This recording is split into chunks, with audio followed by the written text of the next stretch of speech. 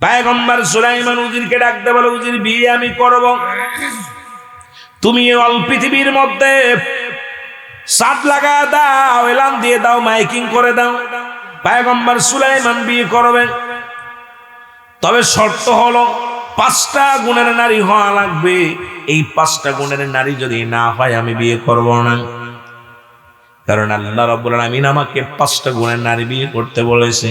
তার মধ্যে 1 নাম্বার গুণ মুসলমান শুনে নাও, 1 নাম্বার হলো সতীত্বর আমানতদারি, 2 নাম্বার হলো পর্দাশীলতা নারী, 3 নাম্বার হলো মুসলমান আমলদারি নারী, 4 নাম্বার হলো গুণবতী রূপবতী নারী, 5 নাম্বার হলো ধন সম্পদ এবং টাকাওয়ালা এবং মুসলমান দুনিয়ার মধ্যে আদর্শবান বাবা মায়ের সন্তান। এই 5টা গুণের নারী যদি পাও আমি পয়গম্বর সুলাইমান বিয়ে করব, নয়তো বিয়ে করব না। অল পৃথিবীর মধ্যে মুসলমান ঢোল পিটিয়ে দেওয়া হলো, মাস চলে যায়, একটা চিঠিও আসে না। উজিরি ডাকতে পয়গম্বর সুলাইমান ডাকতে বলে, উজির পাত্র কি পাত্রী কি পাইছ?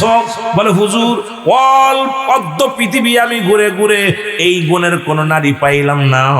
পয়গম্বর সুলাইমান কয়, তাহলে মনে হয় আমার কপালে আর বিয়ে জটবে না, আমার কপালে আর বিয়ে নেই। খোঁজ নাও।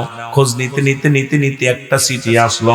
সেই একটা মাত্র চিঠি মুসলমান পড়েছে। পড়ার পর চিঠিখানা নিয়ে পয়গম্বর সুলাইমানের সামনে আসলেন। সালাম দা, আসসালামু আলাইকুম। উজির কয়, হুজুর চিঠি একটা পাইছি, যদি অভয় দেন তাহলে বলতে পারবো। হুজুর বলে, 5টা গুণের নারী পাইছো কিনা? বলে না। হুজুর 4টা গুণের গুণান্বিত নারী পাইছি। পয়গম্বর সুলাইমান ডাকতে বলে, বলো, তুমি ভালো করে বলো সেই গুণটা কি? বলে, হুজুর চিঠির মধ্যে পাইলাম এই পৃথিবীর মধ্যে সবচেয়ে সুন্দরী নারী পাত্রী পেয়েছি, কিন্তু অল পৃথিবীর মধ্যে ঘুরে আমি 5টা গুণের নারী আমি পাই নাই। বলে, কেমনে পাইছো বলো?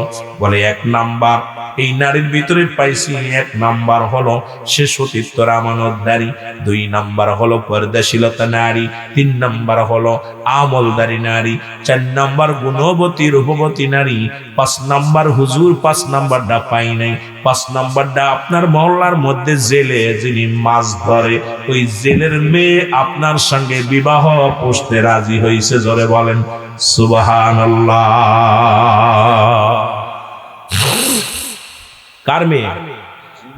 জেলের মেয়ে, মাছ ধরে। পয়গম্বর সুলাইমান যখন জেলের কথা শুনছে মন অতুরাগ হইছে।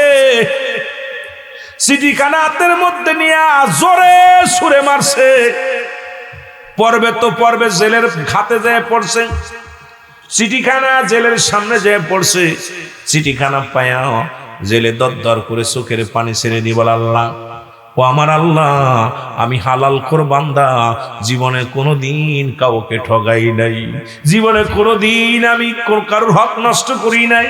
আল্লাহ, আমি 5 ওয়াক্ত সালাত আদায় করি বাবারা, মন গভীর মনোযোগ, তোমার ইবাদত করি, তোমার বন্দেগী করি, তোমার তাসবিহ টিপি। আল্লাহ, আমি পয়গম্বর সুলাইমানকে বড় স্বপ্ন ছিল এমন একটা জামাই আমি জীবনে আমার মেয়ের সঙ্গে বিবাহ দিব, যিনি আমি মারা গেলে আমার জানাজাটা পড়াবে, আমার আল্লাহওয়ালা জামাই, আমার কবরের পাশে দাঁড়ায়া দাঁড়ায়া দোয়া করবে আমার জামাই। পৃথিবীর মধ্যে আমার কোনো ছেলে নাই, একটা মাত্র মেয়ে, এত আমলদারি। আল্লাহ, স্বপ্ন ছিল একটা আদর্শবান জামাই হবে, আর সেই জামাইটাই যদি পয়গম্বর সুলাইমান, মুসলমান বাদশা পয়গম্বর সুলাইমান যদি হয়, তাহলে কতই না উত্তম। আমি মরে যাওয়ার পর আমার জন্য দোয়া করবে আমার জামাই, আমি মরে যাওয়ার পর আমার কাফন পরাবে, আমার দাফন করবে, আমার জানাজা পড়বে, সব কিছু আমার জামাতা করবে। এই আশা করে বড় আশা নিয়ে আসলাম, আমার পয়গম্বর সুলাইমান পয়গম্বরের সঙ্গে আমার মেয়েটা বিবাহ দিব। কানতে কানতে চলে গেলেন বাড়িতে। মেয়ে দেখে বাবার চোখে পানি, ডাকতে বলে, আব্বা জান, আপনি কেন কান্দেন? কই, মারে কেন কান্দি? শোনো, তুমি চিঠি, আমি বলছিলাম মারে আমাদের আশা পুরা হবে না, কারণ পয়গম্বর সুলাইমান তোমারে বিয়ে করবে না, তারপরও তুমি চিঠি লেখলা রে মা। কই, বাবা গো, যখন গভীর রাত্রে তোমার চোখের পানি পড়া দেখছি গো বাবা, তুমি কাঁদতে আর বলতে, আল্লাহ আমার তো একটা ছেলে নাই যে আমার কবর খুঁড়ে আমার কবর খুঁড়বে, আমার তো একটা ছেলে নাই যে আমারে কান্দে করে মাটি দিবে, আমারে কান্দে করে লাশটা নিয়ে যাবে। আল্লাহ আমার তো একটা ছেলে নাই যে আমারে প্রতিদিন আমারে কবরের পাশে দাঁড়ায় দোয়া করবে। আল্লাহ এই মেয়েটার ওসিলায় এমন একটা জামাই যেন আমি পাই, যে জামাইটা যেন আমার কাফন পরাতে পারে, আমার জানাজা পড়তে পারে, আমার লাশখানা খাটে লইয়া ওই কবরে শোয়াইতে পারে। এই স্বপ্নের কথা তুমি বলতা গো বাবা। যখনই শুনলাম পয়গম্বর সুলাইমান বিয়ে করব, আর এই তখন এই পৃথিবীর মধ্যে 4টা গুণ আমার মধ্যে আছে বাবা গো। 4 নাম্বার 5 নাম্বার গুণ আমরা জেলে, আমাদের তো বানাইছে আমার আল্লাহ, আমাদের গরিব বানাইছে আমার আল্লাহ, এর জন্য তো আমরা দায়ী না গো বাবা। আমি তো এক ওয়াক্ত নামাজ ছাড়ি না, ইবাদত ছাড়ি না, পর্দা ছাড়ি না, তবে কেন রব্বুল আলামিন আমার সঙ্গে বাচ্চার বিয়ে হলো না? এই চিন্তা কানতে চোখের পানি 2 মায়ের প্রতি চোখের পানি ছেড়ে ছেড়ে কানতে লাগলো। পয়গম্বর সুলাইমানের মুসলমান শুনে নাও, ধিক্কার দিলেন, অহংকার করলেন। আমার বাবারা, আমার বন্ধুরা, আমার অহংকার দেখিয়ে, ও মুসলমান শোনো, মেয়ের বাবা চোখের পানি ছেড়ে কান্দে। বছর একটা পার হয়ে গেল, কিন্তু একটা মেয়েও খুঁজে পাইল না, বিয়ে করবে এমন কোনো মেয়ে পাইল না। পয়গম্বর সুলাইমান সারা এলাকা ঘুরে, কয়েকটা রাষ্ট্র ঘুরে একটা সুন্দরী মেয়ে, এই 5টা গুণের নারী পাইলেন না। উনি কি করবে মুসলমান শুনে নাও। একদিন পয়গম্বর সুলাইমান উনার জরুরাত কাজে মুসলমান কি করলেন, এই মহল্লার সব মানুষকে মিটিং এ ডাকলেন, বিশাল একটা বৈঠক ডাকলেন। আর পয়গম্বর সুলাইমান ওযু ছাড়া কখনো থাকতেন না, সবসময় ওযু অবস্থায় থাকতেন। পয়গম্বর সুলাইমান ওযু অবস্থায় থাকতেন সব সময়। আমার ভাইয়েরা, আমার বন্ধুরা, আমার এবার উনি কি করলেন, বাইরে গেলেন ওযু করার জন্য। এবার ডাক দে উজিরে, বলে উজিরে আমি ওযু করব, পানি আনো। উনি বাইরে গেলেন, বাইরে যাওয়ার সঙ্গে সঙ্গে ওনারে আংটি মুবারক কখনো বাথরুমে নিতেন না, কখনো আংটির এই মুজেদার আংটিটা সবসময় খুলে রাখতেন। খুলে উজিরকে বললেন, উজির রে আংটিখানা ধরে রাখো, আমি বাইরে যাব, আসবো, ওযু করে আবার আসবো।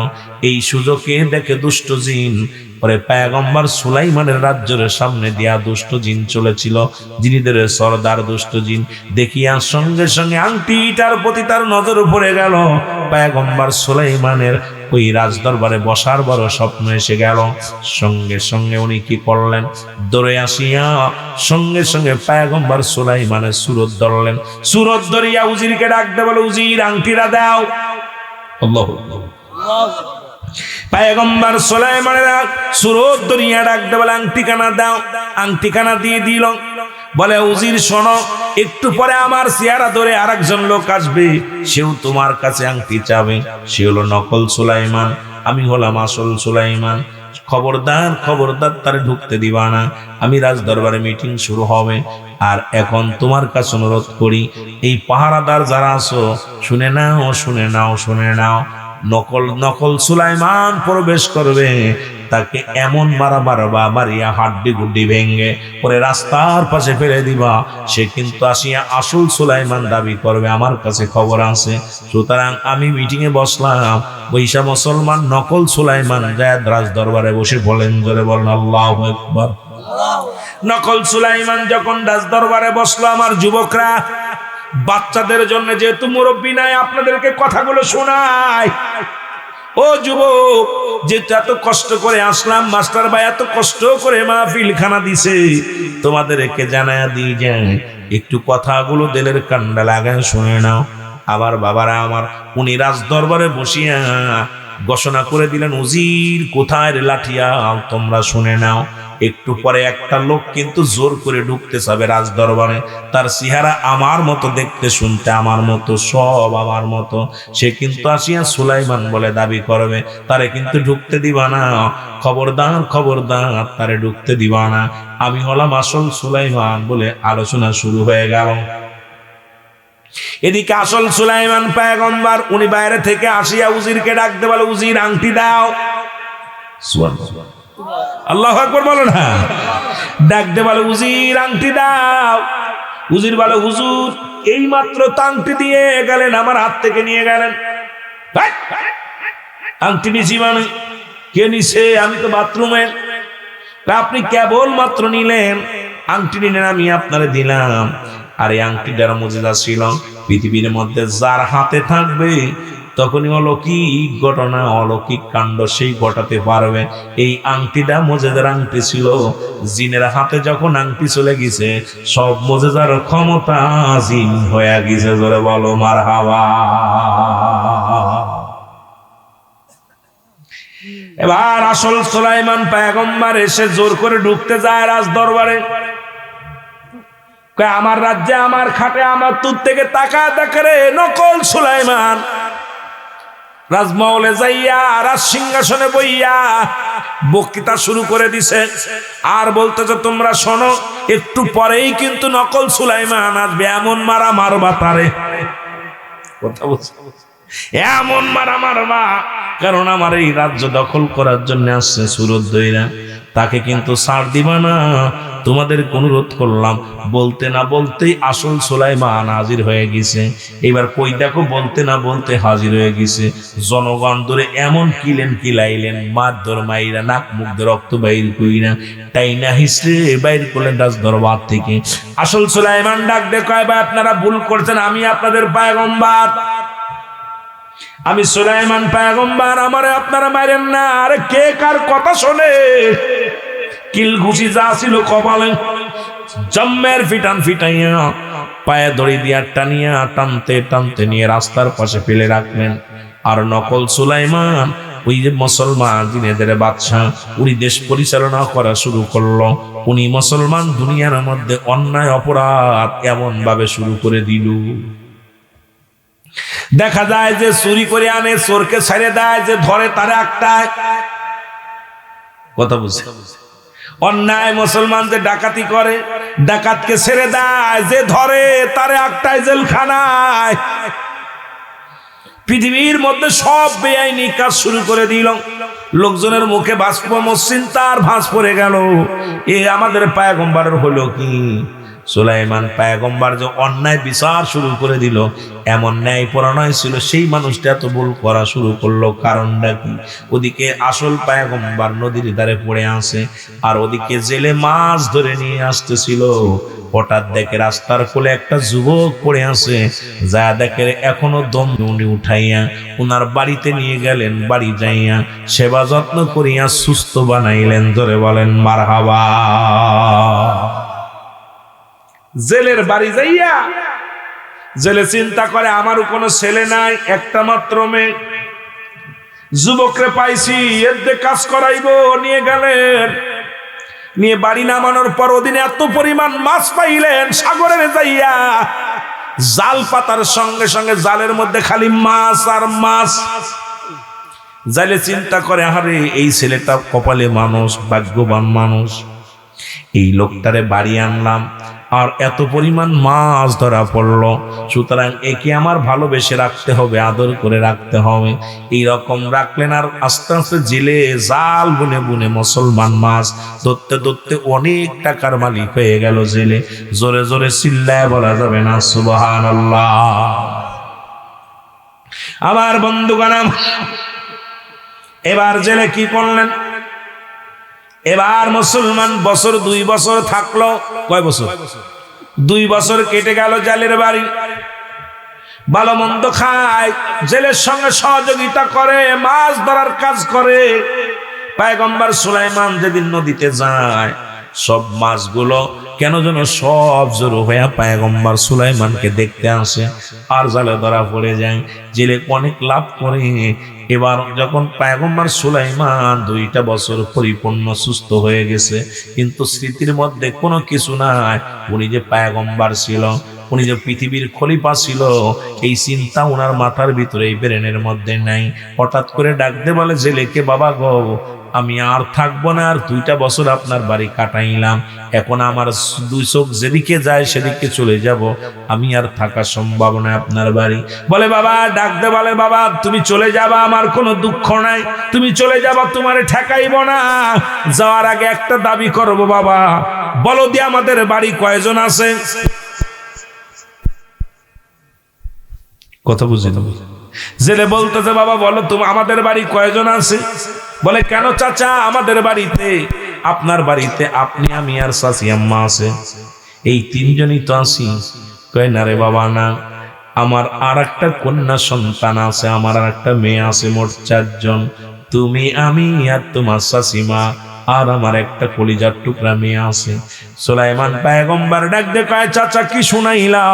2টা বছর আপনার বাড়িতে আছি, এখন পর্যন্ত কোনো মেয়ের কাপড় নাড়া দেখলাম না, কোনো কথার আওয়াজ শুনলাম না। সেই মেয়ে ধলা না কালো তাও দেখলাম না, বুবা কি না ভালো তাও তো দেখলাম না। জোরে জোরে চিল্লায়া বলা যাবে না মারহাবা। কিন্তু 2টা বছর সুলাইমান পয়গম্বর 2 বছর জেলের বাড়ি, কিন্তু জেলের যে একটা মেয়ে আছে আজ পর্যন্ত 2 বছরের ভিতরে কোনোদিন তার চেহারা দেখে নাই, তার রূপ দেখে নাই, তার কাপড় দেখে নাই, তার হাঁটা দেখে নাই, তার চেহারা দেখে নাই। সুলাইমান পয়গম্বর ডাক দিয়ে কয় চাচা কি শোনালেন?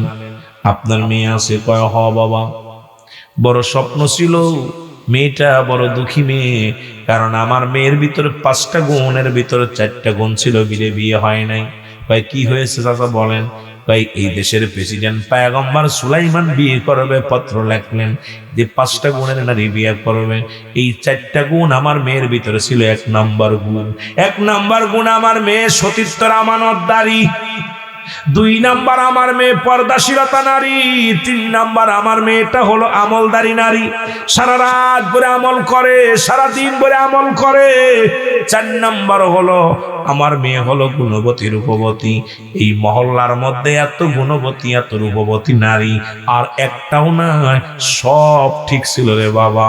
পয়গম্বর সুলাইমান 4টা গুণ আমাদের ভিতরে ছিল, শুধু একটা গুণ না থাকার কারণে আমি জেলে হওয়ার কারণে আমার মেয়ের পত্রখানা ছিঁড়ে ফেলেছে, এই বিয়ে প্রত্যাখ্যান করেছে।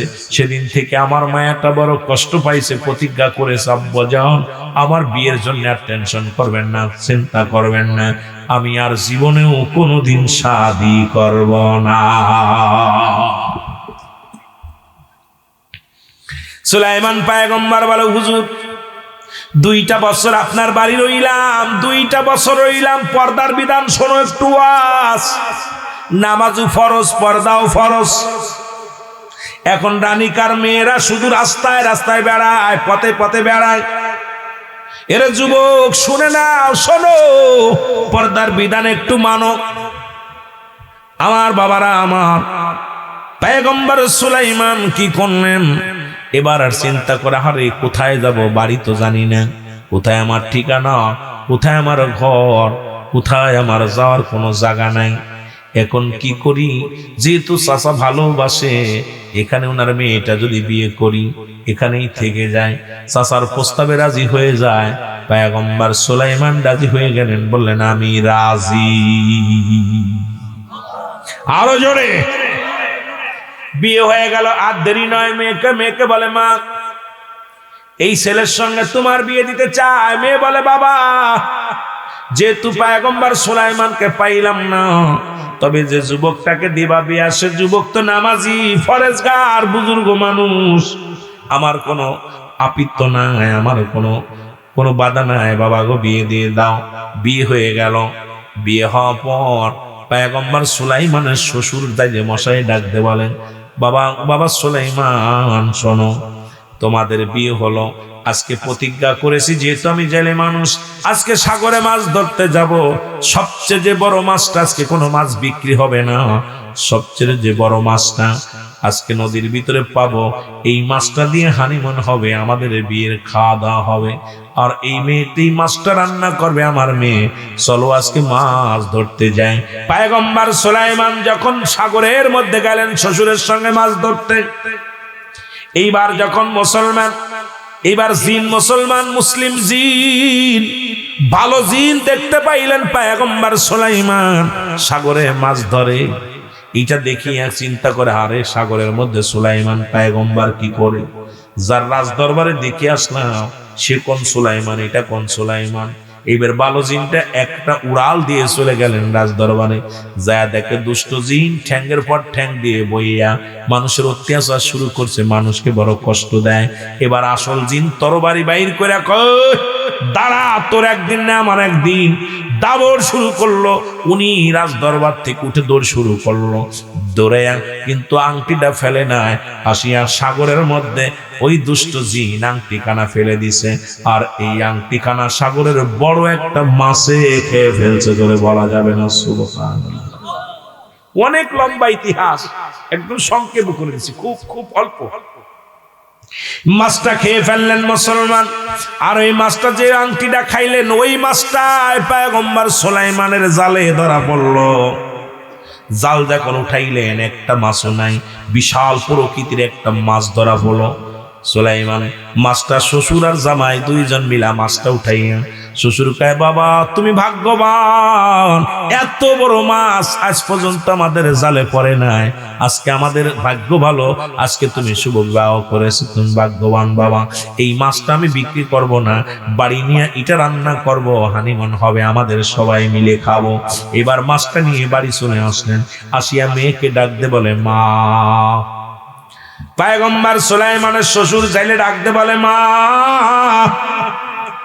এই মাছটা সুন্দর করে তুমি কাটবা, সুন্দর করে তুমি রান্না করবা, এই মাছটা সুন্দর করে রান্না করে দিবা, তোমার জামাই খাবে, আমি খাবো, তোমার মা খাবে, আরো 2-4 জন মেহমান যদি পায় তাদেরকে মাছটা খাওয়াইবো। সুতরাং এই মাছটা বিক্রি করব না। জেলের মেয়ে বটি নিয়ে যখন মাছটা করতে গেছে, যখন একটা পোষ দিছে, সঙ্গে সঙ্গে আংটিতে পোষ লেগে গেছে। মুসলমান সঙ্গে সঙ্গে আংটিটা মাছের পেটের ভিতর থেকে বাইর হয়ে গেছে। আংটিটা দেখে আশ্চর্য হয়ে গেলেন, চিন্তা করে, আল্লাহ, আমরা গরিব মানুষ, আজকে রাত্রে বাসর রাত হবে আমার স্বামীর সঙ্গে, এই আংটিখানা আমার জামাইরে, আমার স্বামীর আমি উপহার দিব। যদি আমার স্বামী আংটিখানা পায় কত না খুশি হবে রে, আমার তো দেওয়ার কিছু নাই। আংটিখানা ধুইয়া সুন্দর করে গুছাইয়া রাখলেন। খানা শেষ, রাত্র যখন গভীর হয়ে গেল, জোরে জোরে চিল্লায়া বলা যাবে না মারহাবা। রাত্র যখন গভীর হয়ে গেল, 5 ঘন্টার ওয়াজ করতেছে, আধা ঘন্টায় খুব খেয়াল, কেন ঠান্ডার রাত তো, আপনাকে সময় নষ্ট করা যাবে না। গজল দিয়া বিস্তারিত আলোচনা কইরা সময় মেলা, এই যে না ডাইরেক্ট, এই গুড়ায়া গুড়ায়া বলা চাইতে ডাইরেক্ট। আমার বাবারা, আমার বন্ধুরা, আমার রাত্রে এবার বাসর শুরু হবে, নামাজ পড়লেন, নফল নামাজ পড়লেন, পড়িয়া স্বামী স্ত্রী এক জায়গায় বসলেন। স্বামী স্ত্রীকে ডাকতে বলে, বিবি রে, তুমি কি দুনিয়ায় কাউকে পছন্দ করতে, কাউকে তুমি ভালোবাসতে? বলে, স্বামী রে, আমার জীবনে কাউকে ভালোবাসি নাই, তবে একজনকে আমি চাইছিলাম মনে প্রাণে। বলে কি? আমার আব্বা জান বড় দিন, আমার আব্বা জান বড় দিন দরদি, আমার আব্বা জান বড় পরেজগার মানুষ। আমার আব্বার স্বপ্ন ছিল তার জামাই জানাজা পড়বে, তার জামাই তার কবর খুঁড়ে মাটি দিবে, তার জামাই লাশখানা কবরে নিয়ে যাবে। এই বড় স্বপ্ন ছিল আমার আব্বা জানের। আমার কোনো ভাই নাই, বোন নাই, আমার আপন বলতে কেউ নয়। আমার আব্বা জানের স্বপ্ন, আমাকে লেখাপড়া করাইছে, আমি কোরআন শিখেছি, হাদিস শিখেছি। মুসলমান শুনে নাও, কারণ আমি দুনিয়ার মধ্যে ইসলামের বিধান শিখেছি। এই বিধানগুলো শিকার পিছিয়ে একটাই কারণ হলো, আমার আব্বা জানের বড় স্বপ্ন আমার জামাই আমার জন্য দোয়া করবে। যেমন আজকে আমাদের সন্তানেরা দোয়া করবে, রব্বির রাহমহুমা কামা রব্বায়ানি সগীরা। আদম আলাইহিস সালাম দোয়া করে, রব্বানা জালামনা আনফুসানা ওয়া ইল্লাম তাগফির লানা ওয়া তারহামনা লানাকুনান্না মিনাল খাসিরিন। মারহাবা বলো না, আর একটু জোরে বলো মারহাবা। পয়গম্বর সুলাইমান, পয়গম্বর সুলাইমান বিবিরে ডাকতে বলে, বিবিরা,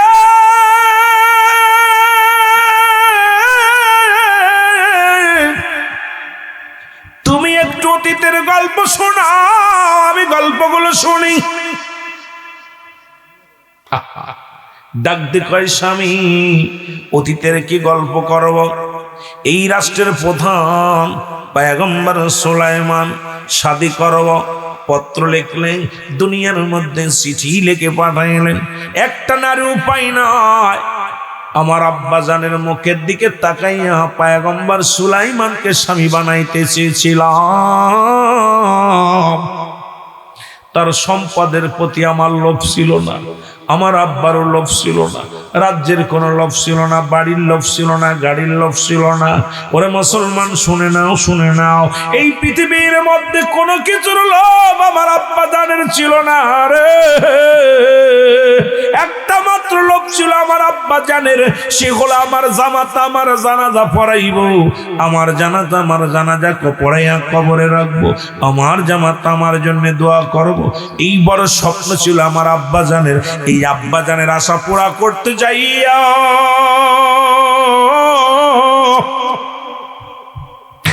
আমি পয়গম্বর সুলাইমানকে পত্র লিখেছিলাম। শুধু আমার ভিতরে যে 5টা গুণ 4টা গুণ ছিল। 1 নাম্বার, আমি আমানতের সতীত্বদারী। এই পৃথিবীর মধ্যে সতীত্বর আমানতদারী। আজ পর্যন্ত কোনো পুরুষ আমাকে দেখে নাই, আমিও কোনো পুরুষকে দেখি নাই। 2 নাম্বার, আমি আমলদারী। এত আমল করি বইয়া রব্বে কারিমের তসবিহ টিপি। এই দুনিয়ার মধ্যে স্বামী রে, আমার মতো আমলদারি নারী এই মহল্লার মধ্যে আর কেউ নাই রে। আরে সব সময় আমি আমলের মধ্যে থাকি, রব্বে কারিমের তসবিহ টিপি। 3 নাম্বার হলো আমি মুসলমান। পৃথিবীর মধ্যে 3 নাম্বার পর্দাশীলতা নারী, আমার মতো পর্দা করা নারী এই মহল্লার মধ্যে দ্বিতীয় কেউ নয়। এমনকি আমার বাবার সামনেও আমি যাই না, আমি এমন পর্দা করি। আমার আব্বা জানের সামনে গেলেও আমি আমার হাত পা সবগুলো হেফাজত করে যাই। এই দুনিয়ার কোন আপনজন আমার দেখতে পাই না। এই ঘরের মধ্যে আমি লালন পালন হয়েছি। এই পৃথিবীর মধ্যে ও আমার স্বামী 3 নাম্বার 4 নাম্বার, আমি গুণবতী রূপবতী। এই মহল্লার মধ্যে আমার মতো রূপার মনে হয় আর কারণ নাই। আর গুণের কথা কি বলবো, এই গুণ রূপের মধ্যে আমার মতো শ্রেষ্ঠ মহিলা এই মহল্লার মধ্যে আর কেউ নাই। 3য় 4র্থ নাম্বার গেছে, 5ম নাম্বার বিয়েটা হলো না। আমার আব্বা শুধু জেলে মাছ মারে বিলে। পয়গম্বর সুলাইমান আমার আব্বা জানের কষ্ট দিছে। আমার আব্বা জানের মুখের উপরে পত্রখানা ছুঁড়ে মারছে, আমার আব্বার চোখে পানি পড়ছে। আমিও প্রতিজ্ঞা করেছিলাম জীবনে শাদী করব না, জীবনে আর কোনোদিন আমি বিয়ে করব না। স্বামী রে, যেহেতু আমার আব্বা জান আপনার সঙ্গে বিয়ে দিছে, ও সব কথা থাক, আপনি আমার পয়গম্বর সুলাইমান, আপনি আমার পয়গম্বর সুলাইমান। কারণ আপনাকে পেয়ে আমি অনেক খুশি, আপনার মতো একজন ইমানদার স্বামী পায় আমি অত্যন্ত খুশি, আপনার মতো একজন বুজুর্গ স্বামী পেয়ে আমি খুশি, আপনার মতো ইমানদার স্বামী পায় খুশি। আমার মা বোনেরা রে, তোদের কাছে অনুরোধ করে যাব, টাকাওয়ালা জামাই দেখে পাগল হোস না। ওরে মুসলমান, চাকরিওয়ালা জামাই দেখে পাগল হোস না। পাগল হবি যে হালাল করে একটা বান্দা যদি তোর স্বামী হয়, হালাল করে স্বামী যদি হয়, নিশা করে স্বামী নয় মুসলমান, মদ করে স্বামী নয়, গাঁজা করে স্বামী নয় মুসলমান, সুদ করে স্বামী নয়, ঘুষ করে স্বামী নয়। একজন ভ্যান চালকশালী স্বামী হোক, একজন রিক্সা চালক স্বামী হোক, ওই স্বামীটা সারাদিন উপার্জন করবে, তোরে 1 মুঠা হালাল খাদ্য খাওয়াবে, তোরে পর্দার মধ্যে রাখবে রে মা। ও মা, তোর জীবনটা বড় ধন্য হয়ে যাবে। আজকে আমাদের সমাজে ঘুষখোর আর সুদখোর, গাঁজাখোর, মদখোর এগুলো এমন ভরপুর ভরে গেছে রে সমাজের মধ্যে। আমি আমার বোনদের বলবো, বোনরে, পৃথিবীর মধ্যে স্বামী হলো বোনদের অহংকার। পৃথিবীর মধ্যে প্রতিটা মেয়ে স্বামীকে নিয়ে অহংকার করে। একজন হালাল কর বান্দা, পৃথিবীর মধ্যে হালাল করে স্বামী যদি পাও, ইমানদার স্বামী যদি পাও, তোমার চাইতে কেউ এই পৃথিবীর মধ্যে ভাগ্যবতী নারী আর কেউ নয়। যার কপালে জুটছে হারাম করে স্বামী, দুনিয়ার মধ্যে শান্তি পাবে সে। যার কপালে জুটছে সুদখোর ঘুষখোর স্বামী, দুনিয়ার মধ্যে শান্তি পাবে, আখিরাতে তাদের বঞ্চিত করা হবে, লাঞ্ছিত করা হবে। মারে আমার বোনেরা শুনে নাও, মাইকের আওয়াজ যত দূর যায়, দাবি করে যাব মহল্লার রানীখার মা বোনদের কাছে, প্রয়োজন হলে একজন গরিবের মেয়ে ছেলে বিয়ে করো, প্রয়োজন হলে একজন রিক্সা চালক, ভ্যান চালক, দিন মজুরির ছেলেকে বিয়ে করো। আজ থেকে প্রতিজ্ঞা করবা, মাকে বলবা, মা বাবাকে বলবা বাবা, দাদিরে বলবা দাদি, এই দুনিয়ার মধ্যে ওই ঘুষখোর জামাই চাই না, সুদখোর জামাই চাই না, গাঁজা মদ খায় এমন জামাই চাই না, বিড়ি সিগারেট খায় এমন কোন জামাই চাই না, এই মদে আসক্ত এমন কোন জামাই চাই না। এমন একটা ছেলেকে দিও সে সারাদিন আমাকে পর্দার মধ্যে রাখবে, যদিও তার ঘরে আমি সুখে যদি ডাল ভাত খায়, লবণ ভাত খায়, সেজন্য আমারে হারাম না খাওয়ায়। এমন একটা ছেলে যদি তোর কপালে জুটে যায়, তোর আল্লাহ তাআলা তোর বাবা মারে জান্নাত দিয়া দিবে, তুইও শান্তিতে থাকবি রে বোন। ও বোন, তোদের পায়ে ধরে বলে যায় বোন রে, ওদিকে লক্ষ্য রাখা লাগবে। বাজানদেরও বলে যায়, ওরে মুসলমান বাবারা শুনে নাও, শুনে নাও, আজ থেকে প্রতিজ্ঞা করবা কোনো সুদখোরের মেয়ে বিয়ে করব না, ঘুষখোরের মেয়ে বিয়ে করব না, গাঁজাখোরের মেয়ে বিয়ে করব না, মদখোরের মেয়ে বিয়ে করব না, ইয়াবাখোরের মেয়ে বিয়ে করব না, জুয়াখোরের মেয়ে বিয়ে করব না। আজকে যদি এই মুসলমান বাঘের পেটে বাগডাসা হয়, বিড়াল হয় না, এমন একটা মেয়ে যদি জীবনের সঙ্গী বানাইতে পারো, দুনিয়ার মধ্যে জান্নাত করাই নিতে পারবা। জীবনে তোমার মা বাবারে জীবনে কষ্ট দিবে না, জীবনে তোমার মুখের উপরে কথা বলবে না, জীবনে তোমারে কষ্ট পাও এমন কোন আচরণ করবে না। ওই যদি একজন হালাল করে বান্দি যদি তোর কপালে এসে যায়, ও মুসলমান ইমানদার বান্দি যদি তোমার কপালে এসে যায়, হাজারো কষ্ট দিবা, জীবনে তার মুখে হাসি ছাড়া মুখটা বেজার দেখবা না। সে স্বামীর সুখের জন্য সব করতে পারবে, স্বামীর বাবার সুখের জন্য সব করতে পারবে, স্বামীর মার সুখের জন্য সব করতে পারবে। এই জন্য বাবা, আদর্শবান বাবা মায়ের সন্তান বিবাহ করার দরকার। জোরে জোরে চিল্লায় বলা যাবে না ঠিক কিনা? আর একটু জোরে জোরে চিল্লায় বলেন ঠিক কিনা? তবে আপনাকে আমি কি দিব? আপনার জন্য আমি একটা অপূর্ব পুরস্কার রাখছি গো। আংটিখানা কমর থেকে খুলিয়ে নিয়ে পয়গম্বর সুলাইমানের হাতের মধ্যে যেই লাগায়া দিছে, সঙ্গে সঙ্গে পুরনো স্মৃতিগুলো সঙ্গে সঙ্গে ভেসে আসছে। জোরে বলো মারহাবা। আর একটু জোরে। সঙ্গে সঙ্গে বলে, বিবি আমি এখানে কি রে, আমি এখানে কান কি আরে আমি এখানে কান। আপনি তো আমার স্বামী। স্বামী মানে কি হয়েছে ক? আমি স্বামী মানে কই 2টা বছর রয়েছেন আপনি আমার বাড়ি, আমি আপনার সেই স্ত্রী, ও আমার স্বামী। আমার আব্বাস জেলে। যখন এই কথাগুলো বলছে, সঙ্গে সঙ্গে বিবির হাতটা ধরে চোখের পানি ছেড়ে কান্দে, বিবি রে আর আমার লজ্জা দিস না রে বিবি। আমার অহংকার আমার রব্বুল আলামিনের দরবারে একটা সতী নারী দাবি করেছিল, আল্লাহর দরবারে আমাকে চেয়েছিল, আমি অবহেলা করেছিলাম, আমার রাজ্য চলে গেছে। বিবিরে 2টা বছর বনে জঙ্গলে আমার কাটাইছে। আজকে যাকে আমি অবহেলা করেছিলাম তার ঘরে আমার জায়গা দিছে আল্লাহ। ও বিবি, বিবি রে সত্যি আমি পয়গম্বর সুলাইমান, তুমি নকল সুলাইমান না রে আমি। ও বিবি, তোমার স্বপ্ন পূরণ হয়েছে রে, তুমি আমার সেই স্বপ্নের রানী, আমি তোমার স্বপ্নের রাজকুমার, আমি সেই পয়গম্বর সুলাইমান। জোরে জোরে চিল্লায় বলো মারহাবা। পয়গম্বর সুলাইমান বলে, বিবি রে চলো তাড়াতাড়ি চলো। উনি যা রাজ দরবারে যায় সব ফেরত পাইলেন। পয়গম্বর সুলাইমান রাজ দরবারে গেলেন। উজির মন্ত্রী যত যা ছিল সবাই বলে, হুজুর সর্বনাশ, আজ 2টি বছর রাজ্য শেষ করে দিছে। চোরচুট্টারে বাইন্দে থুইছাই না, বালোগুলো সব জেলখানার মধ্যে, চোরচুট্টা দিয়া পুরো রাজ্যটারে দখল করে ফেলেছে। আজকে মুসলমান একই অবস্থা বাংলাদেশের। এই যে মুসলমান সরকার পরিবর্তন হওয়ার পর মনে করেছিলাম একটু শান্তিতে থাকবো, খোদার কসম পথের মধ্যে শান্তি না, রাস্তাঘাটে দুষ্ট মানুষের অভাব নাই, সন্ত্রাস বাড়ছে, জঙ্গলিবাদ বাড়ছে। আমি বলি আজকে যারা রাষ্ট্রে আছেন, রাষ্ট্রের মানুষদেরকে যদি পাহারা না দিতে পারেন, তাদের সেফটি না করতে পারেন, আল্লাহর কসম করে বলি নেমে যাও, নেমে যাও। তোমাদের মতো নেতার দরকার নাই। আমরা তোমাদের কাছে খাইতে চাই না, পড়তে চাই না। জনগণ চায় একটু শান্তি, জনগণ চায় একটু শান্তিতে ঘুমাইতে, জনগণ চায় একটু শান্তিতে বাস করতে, জনগণ চায় একটু শান্তিতে আরামায়েশে থাকতে। তোমরা আমাদের কি দিবা? তোমরা নিজের পকেট সাবধান করছো, পকেট ভারী করছো, দুঃখ নেয় আরো করো। কিন্তু আমরা তোমাদের কাছে একটা মাত্র চাওয়া, আমরা বাংলাদেশের মানুষ, আমাদের এই সরল প্রাণ মন নিয়ে আর খেলা করো না, আমাদের নিয়ে খেলা করো না। আমরা চাই শান্তি, আমরা চাই, জনগণ চাই একটু শান্তি। রক্ত দেখতে চাই না, হাঙ্গামা দেখতে চাই না, মারামারি দেখতে চাই না, জ্বালাও পোড়াও দেখতে চাই না। জোরে জোরে চিল্লায়া বলা যাবে না, ঠিক কি না?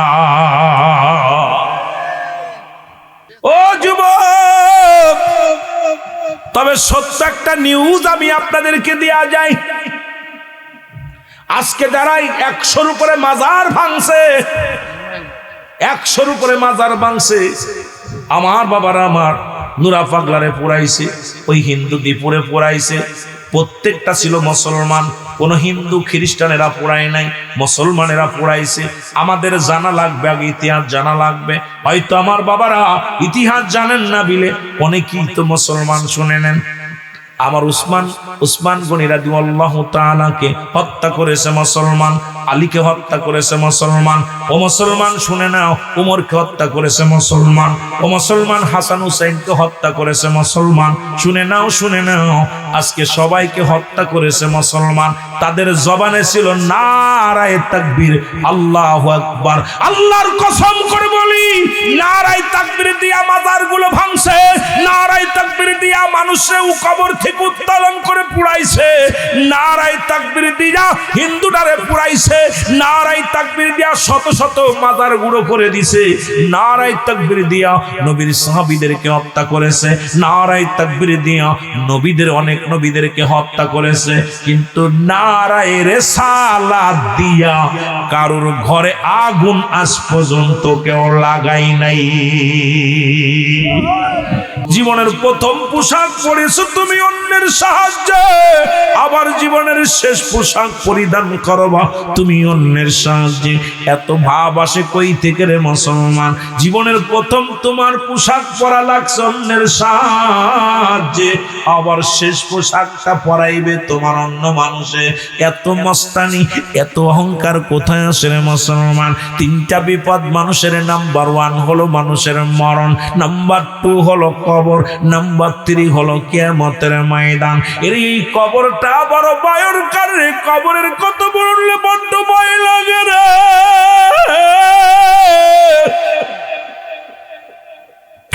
ওরে নিষ্ঠুর কবর, নিষ্ঠুর কবর রে। তোর ভিতরে বাবা গেছে, মা গেছে, কেমনে আছে আজও জানি না। নিষ্ঠুর কবর রে, নিষ্ঠুর কবর। তোর ভিতরে দাদাই গেছে, দাদি গেছে, কার খবর জানি না। কত আদরের বন্ধুরে শোয়া দিলাম রে, কত বিবির আদরের বিবিরে শোয়া দিলাম রে। ও নিষ্ঠুর কবর, আজ পর্যন্ত কারুর খবর পাইলাম না তারা কেমন আছে রে, তারা কি আলাতে আছে রে, তাদের দিন যায় কেমনে, তাদের রাত যায় কেমনে, তাদের এই শীতের দিন যায় কেমনে, শীতের রাত কেমনে যায়, গরমের সময় কেমনে যায়। ও নিষ্ঠুর কবর, বেঁচে থাকতে নিলাম না তোর খবর রে। তোর ভিতরে তো আসতে হইব, যাইতে হবে, কখন যেন চিরবিদায় হয়ে যেতে হবে রে মুসলমান। এই অন্ধকার কবর হবে একমাত্র ঠিকানা। ও মুসলমান, ফিরাউন, নমরুদ, কারণ যারা খোদাই দাবি করেছিল তাদেরও মরা লাগছে রে মুসলমান। বাদশা বলো, উজির বলো, মুসলমান এটা মুসলমান, পৃথিবীর ফকির বলো, সবারই তো মরণের পেয়ালা পান করা লাগবে। ও নিষ্ঠুর কবর, তুমি কাউকে ছাড়বা না। আইরে নিষ্ঠুর পৃথিবীর মানুষেরা শোনো, যতই তুমি চলচতরি করো বাঁচা সম্ভব নয়। ওই চার বিয়ারি পালকে কোনদিন যেন তোমার দরজায় হাজির হয়ে যাবে রে। ও মুসলমান, তোমারে সাজাইয়া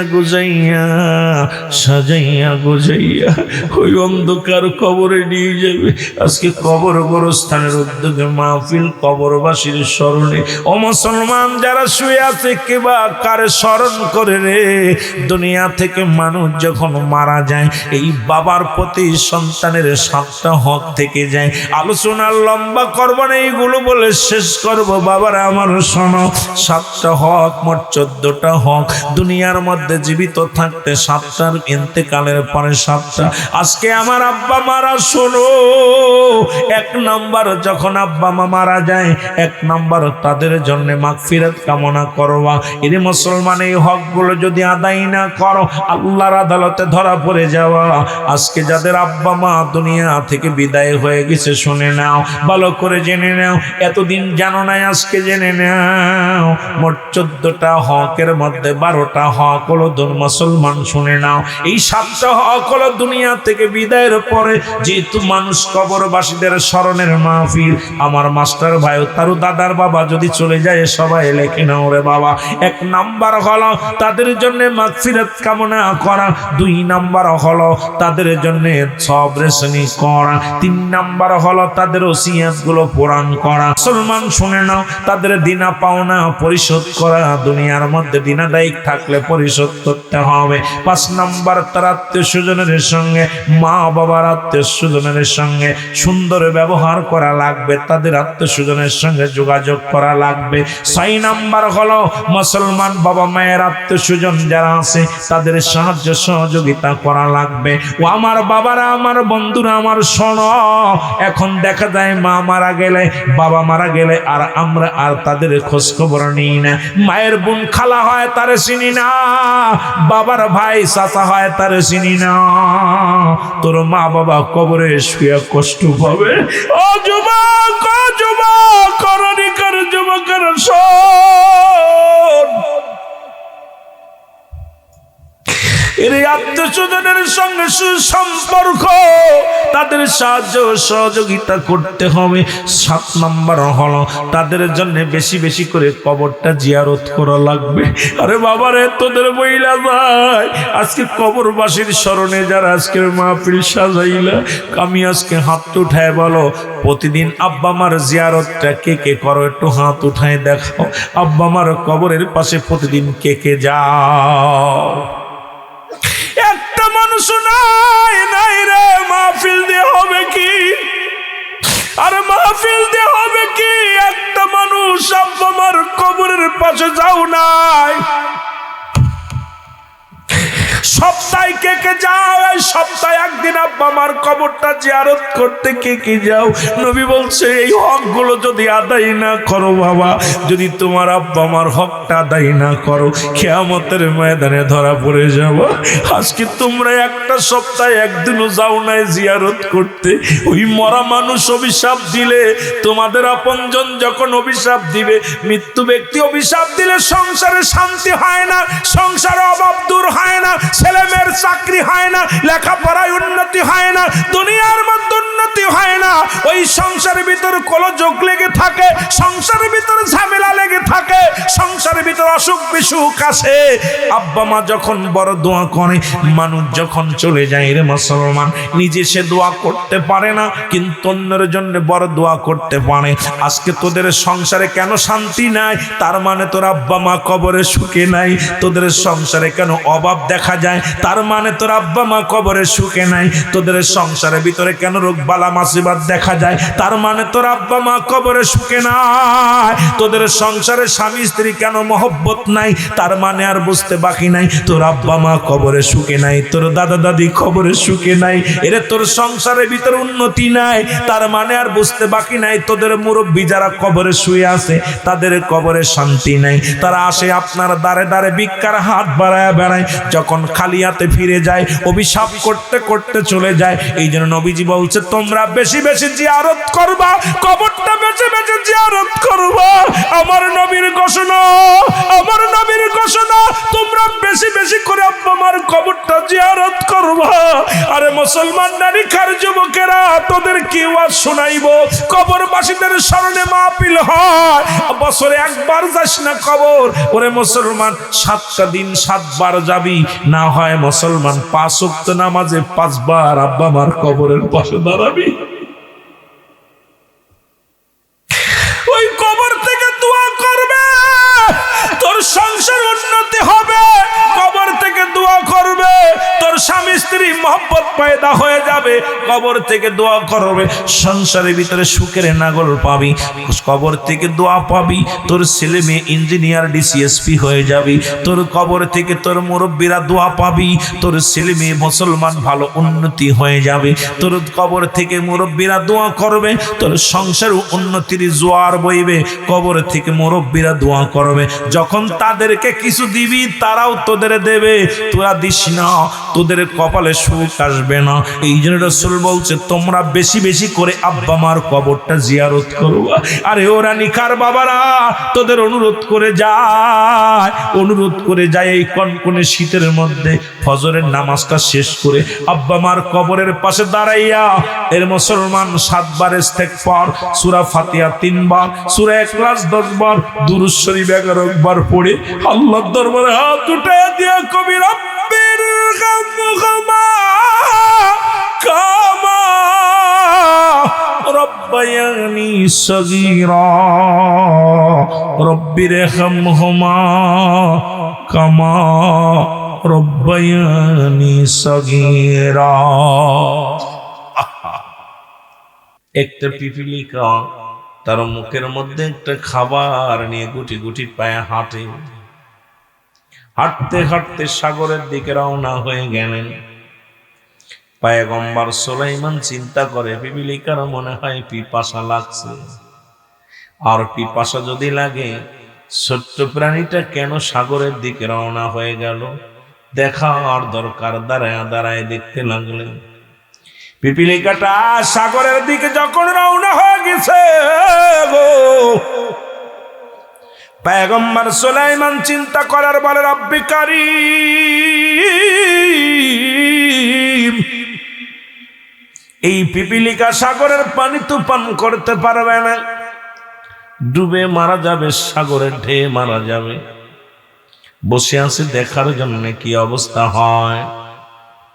এবার সাগরের কূলে যে যখন দাঁড়াইলেন, সাগরের ভিতর থেকে একটা ব্যাঙ আসিয়া হা করে পিপিলিকাটাকে নিয়ে চলে গেল। জোরে জোরে চিল্লায় বল আল্লাহু আকবার।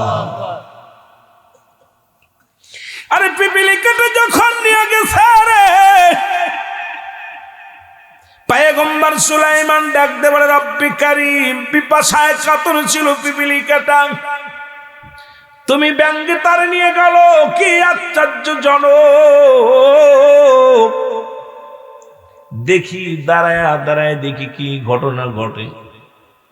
কিছুক্ষণ পরে ব্যাঙটা সাগরের ভিতর থেকে আবার পানির নিচে থেকে উঠিয়ে আসলো, উঠিয়ে হা করলো। যখন হা করছে, ভিতর থেকে পিপিলিকাটা বাইর হয়ে হাঁটা শুরু করলো। পয়গম্বর সুলাইমান ডাক দে কয়, পিপিলিকা দাঁড়াও। ও যুবকেরা, ও রানীখার যুবকেরা শোনো। ডাক দে বলে, পিপিলিকা দাঁড়াও। পিপিলিকা দাঁড়ায় গেলেন।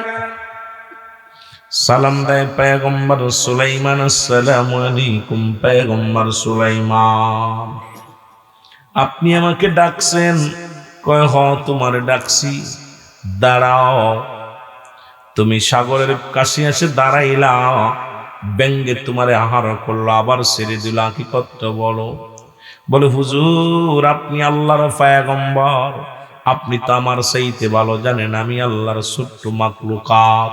এই পৃথিবীর মধ্যে যত মাখলুকাত আছে রে, সব চাইতে ক্ষুদ্র প্রাণী আমি।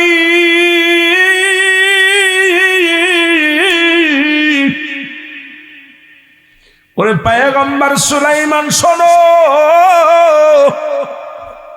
ওই সাগরের নিচে একটা পাহাড়ের নিচে পাথরের নিচে একটা প্রাণী একটা পড়ে গেছে, আজ কটা দিন ক্ষুধার্ত অবস্থায় আছে, না খাইয়া দেহখানা তার কঙ্কাল হয়ে গেছে।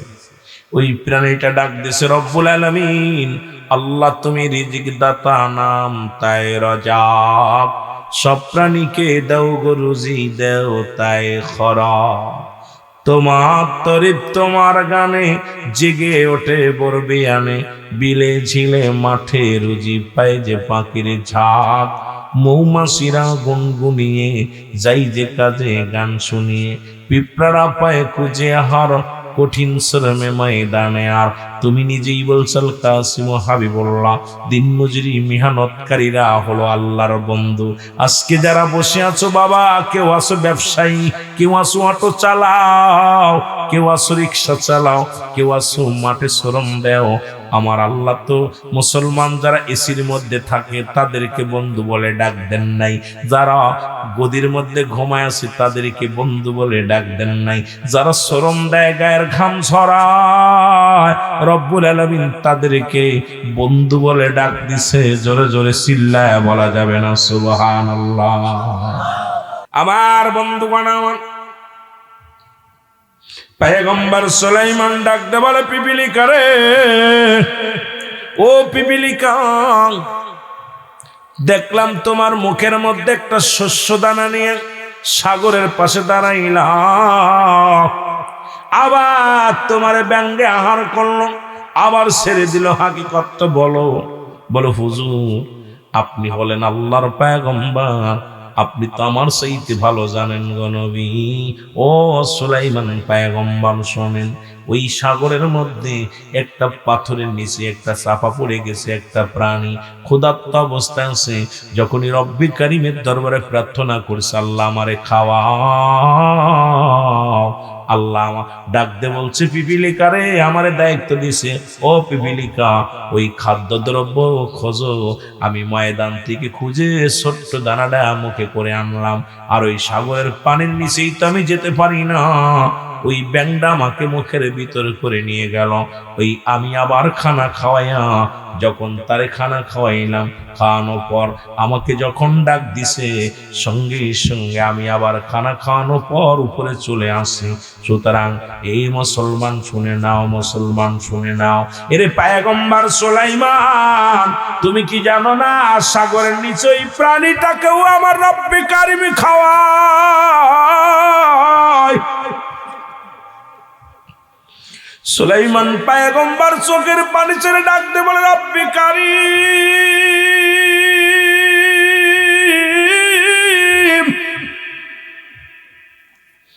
এই দুনিয়ার মধ্যে তোমার মহিমা বোঝা বড় জ্বালা, ও আমার আল্লাহ, সারা পৃথিবীর সমস্ত মাখলুকাতকে তুমি খাওয়াও। জোরে জোরে চিল্লায় বলা যাবে না মারহাবা। এরপরও বান্দা ঘুষ খায়, সুদ খায়। এ ঘুষখোরের দলেরা, সুদখোরের দলেরা খুব খেয়াল কর। সুদখোর, ঘুষখোর বাবারা শুনে নাও, এই বিশ্বাস যদি তোমার না হয়, একিন যদি তোমার ভিতরে না আসে, রব্বে কারিম খাওয়ায়, রব্বে কারিম বাঁচায়, রব্বে কারিম আমার হায়াত মৌতের মালিক, রিজিকের মালিক, সব কিছুর মালিক কে? আর একটু জোরে বলেন, আর একটু জোরে, আরো জোরে বলেন আল্লাহ। এই মধুর নামটা যার অন্তরের ভিতরে থাকবে, রব্বে কারিমের কাছে সাহায্য প্রার্থনা করবে, রব্বুল আলামিন তারই সাহায্য করবে। জোরে বলেন ঠিক কিনা? পয়গম্বর সুলাইমান উজিরকে ডাক দে বলে, জিনের বাদশাদের ডাক দে বলে, জিনের সর্দাররা শোনো, গরু ছাগল যা আছে হাজার হাজার জবাই করো, চাউলানো রান্না করো, ডাকগুলো তৈয়ার করো, মাকলুকাতকে আমি খাওয়াইবো। খানা পাকাইয়া শুধু রানী খানা, ব্রাহ্মণবাড়িয়ার জমিন, এই বড় জমিনটা খানার ডাকে ভরপুর করে ফেলা হলো। খানা খানা। আল্লাহ কয় পয়গম্বর সুলাইমান রে, আমার প্রাণীগুলো অপেক্ষা আছে, দাওয়াত খাইব, সারা জীবন খাওয়াই আমি, তুমি খাওয়াইবে একটা বেলা। সবাই আজকে ভালো মন্দ খাবে, বড় আফসোস করেছে। রান্না কি শেষ? কয় তাহলে কি পাঠাইবো? কয় দাও পাঠাইয়া।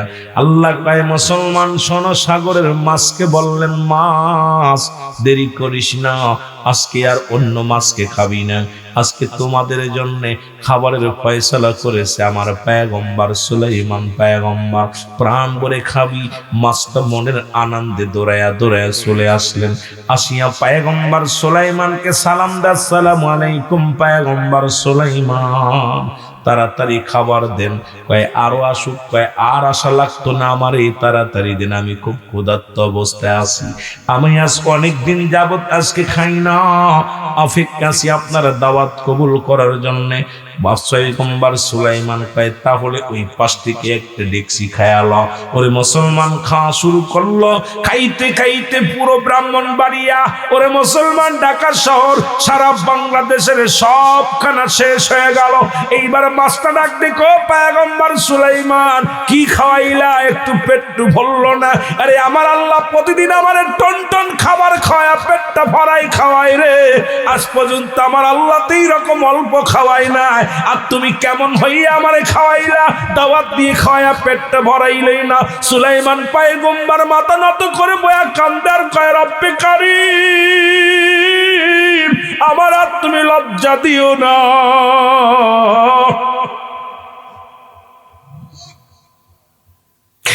ওরে ডাকতে বলে রব্বে কারীম, তুমি আমার আল্লাহ লজ্জা দিও না। আল্লাহ কয় পয়গম্বর একটা প্রাণী পাঠাইছি, তাকে তুমি পেট ভরে খাওয়াইতে পারলা না, আর আমি রব্বুল আলামিন সমস্ত মাখলুকাতের রব, কোথায় কোন হালাতে কোথায় কি অবস্থা আছে সব খবর লইয়া আমি রব্বে কারীম সেখানে খাবারের ফয়সালা করে দিই।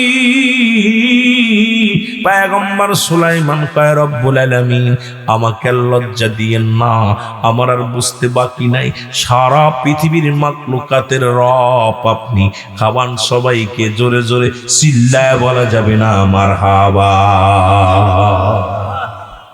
আজকে ঘুষ খাইয়া সুদ খাইয়া রে বাড়ির মালিক হইলা, গাড়ির মালিক হইলা, রব্বুল আলামিন কয় কুল্লু মান আলাইহা ফান, সব কিছু শেষ করে দিব আমি আল্লাহ, এই জমিনের মধ্যে কিচ্ছু বলতে কিচ্ছু থাকবে না, সব চূর্ণ বিচ্ছিন্ন করে দিব। তাহলে ঘর করে লাভ কি, বাড়ি করে লাভ কি, দুনিয়ার ধন সম্পদ বানায় লাভ কি? ওরে মুসলমান শুনে নাও, গাছতলা থাকো ঈমান নিয়ে থাকো, মুসলমান রাস্তায় থাকো ঈমান নিয়ে থাকো, এই দুনিয়ার শান শৌকত যতই যদি করো, হালাল পন্থায় যদি উপার্জন করতে পারো এটা করো, হারাম পন্থায় উপার্জন করো না, কারণ সব কিছু চূর্ণ বিচ্ছিন্ন করে দিবে আমার আল্লাহ। ওই হারামের কারণে জাহান্নাম ছাড়া কোনো গতি থাকবে না। জোরে বলেন ঠিক কিনা? মস্তানি করো, খাওয়াই কি? পয়গম্বর সুলাইমান সময়, ও যুবক,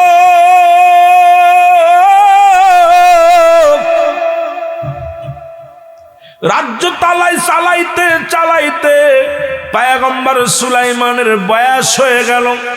উজির ডাকতে বলে হুজুর আপনার তো বয়স হয়ে গেল, আপনি কি শাদী করবেন না?